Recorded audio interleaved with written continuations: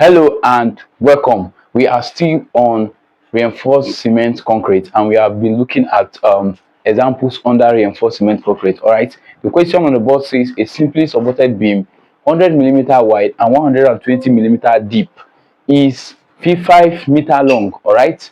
It carries a load of 8 kilonewton at the midspan. All right, now this load is not vertical. As you can see, it is inclined at an angle of 30 degrees to the y-axis, all right, to the vertical axis. So take note. All right, now the line of action passing through the centroid of the section, find the locations and magnitude of maximum tensile and comprehensive stresses set up due to what? Bending. All right, so this is what we are going to be doing.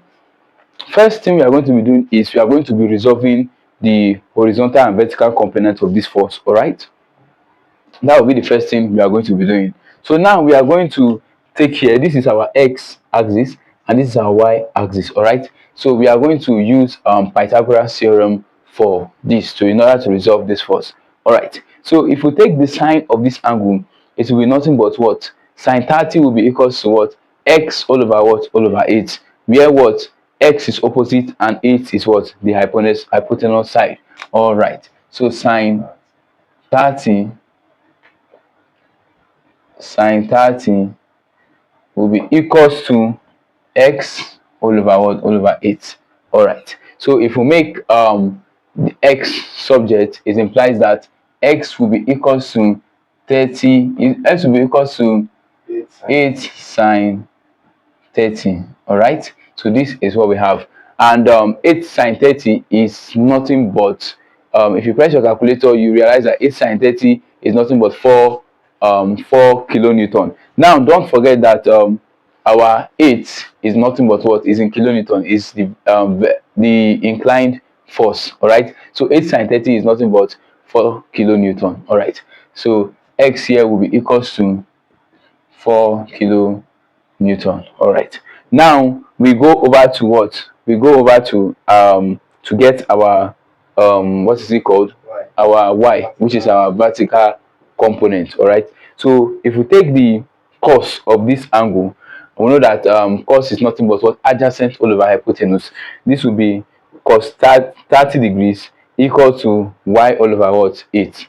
All right, so we have cos 30 degrees equals to y all over 8. It implies that y will be equal to 8 cos 30 degrees.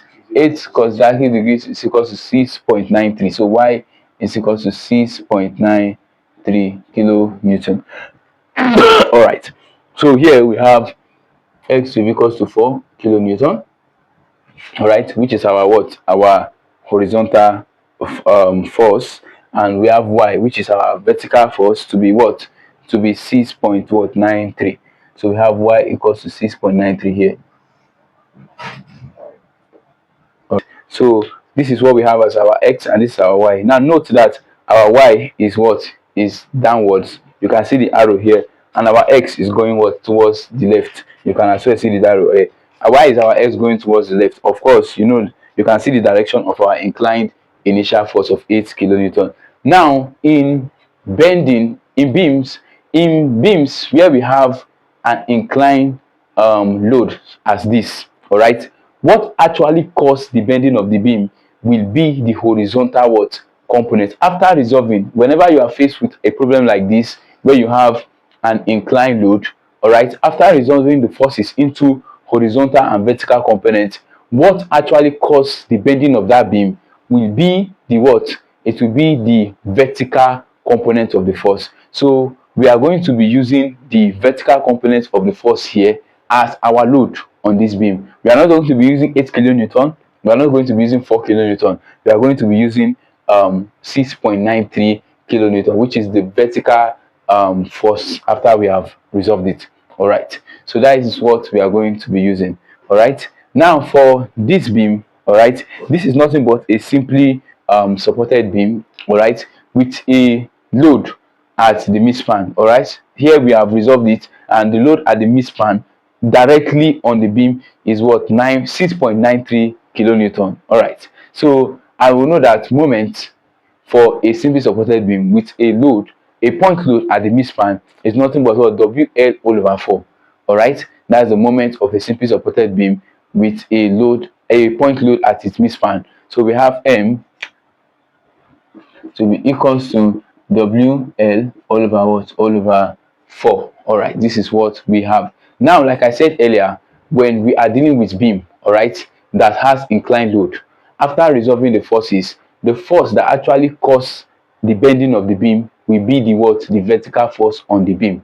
So in this case, our W will be what, 6.93 kilonewton, and we are told that the length of this beam is nothing but 5. So we can find our moment. This will be equal to 6.93 multiplied by 5, all right, all over what, all over 4.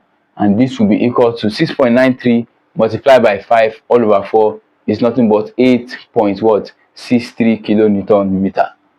8.63 kilonewton meter. All right. So this is what we have. I hope you understand even up to this point. Now, if you look at this beam carefully, you realize that we have a breadth and we have a depth. And so this beam is a beam of what, rectangular section. And we know that the formula for the moment of inertia of a rectangular section is nothing but I equals to BD cube all over 12. All right. So I is equal to BD cube all over what, all over 12. If we substitute the value for B, all right, our value for B is what, is nothing but 100 millimeter. Our value for D is nothing but 120 millimeter. So we are going to be substituting these values to find our moment of inertia, but these values are in millimeter. All right, so we are going to be converting them to meter. So we just multiply each of them by 10 to the power of what, or of minus 3, or we convert them directly. All right, so let's do that. Let's convert them directly. We have B to be equals to what, 100 millimeter. We have B to be equal to 100 millimeter. If we divide by 10 to the power of 3, this will be equal to 0.1 meter. All right. We also have D to be equals to, D is equals to 120 millimeter. If we divide by 10 to the power of 3, this is equal to 0.12 meter. All right, this is what we have. So we use this to solve. All right. So I, which is our moment of inertia, is equals to what, 0.1 multiplied by 0.12. 0.1 multiplied by 0.12 to the power of 3 all over 12. This will be equal to what? If you multiply this, you have 1.44 times 10 to the power of minus 5 meter to the power of 4. 1.44 times 10 to the power of minus 5. 1.44 times 10 to the power of minus 5 meter to the power of 4. All right, this is what you have as your moment of inertia.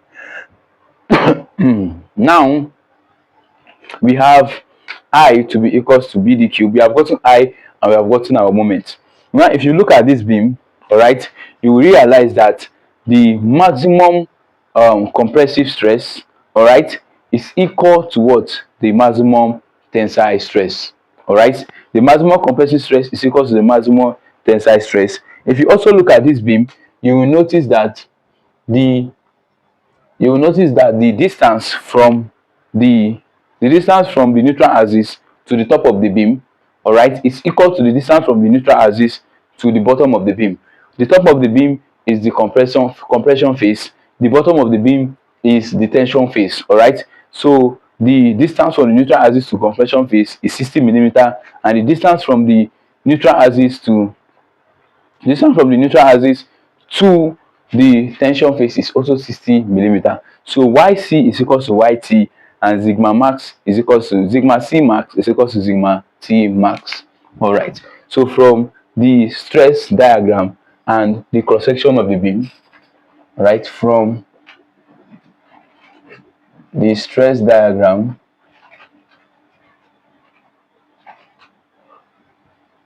and cross section of the beam,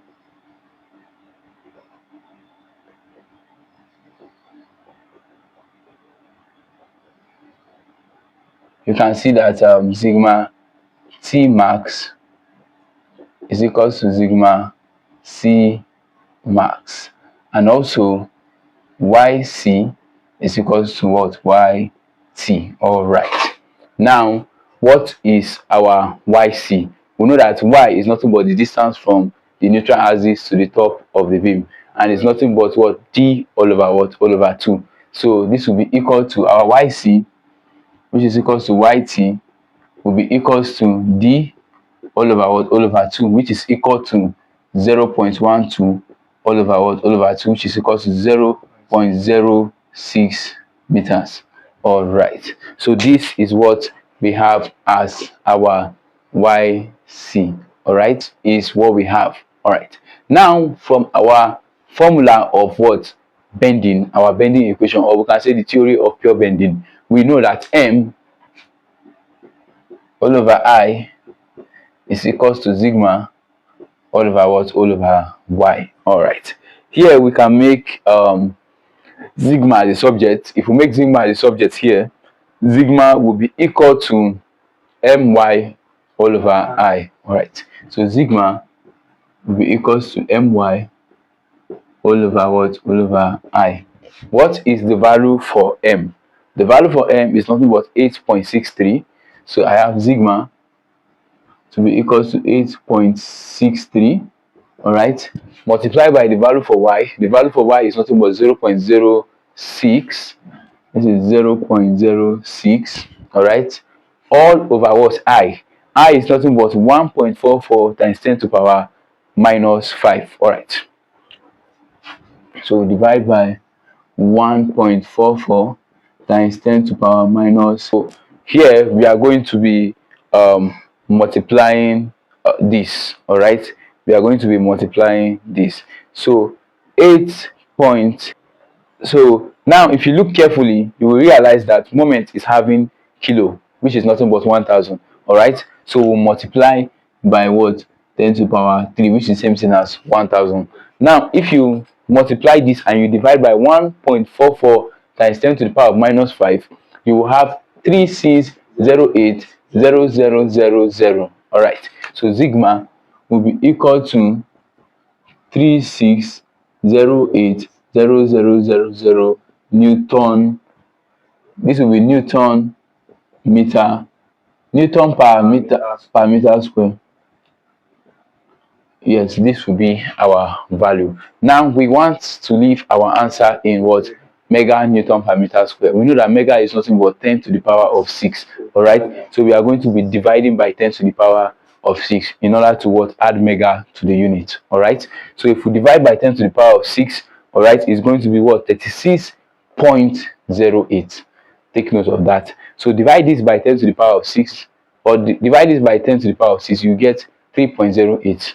So sigma equals to 36.08 mega Newton per meter square. All right, so this is our value. So therefore we can now say that,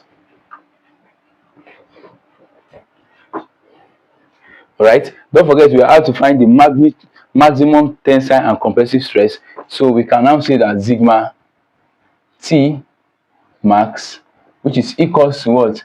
Sigma C max is equals to sigma, all right, which is equal to 36.08 mega Newton per meter square. All right, so this is our answer for this question. All right, just follow the steps carefully and you arrive at the right answer. All right, and we will be back. Actually, we will be back with a lot of numericals that are going to be very helpful on reinforced cement concrete. All right, and just to add, if you need any of our materials on any of these courses, our DM is open. Feel free to reach out and we will be happy to serve you. If you also need private tutoring on any of these courses, feel free to reach out to us and we will be glad to help. All right, so be sure to like, share and subscribe. I will see you on the next worked example. Thank you for watching.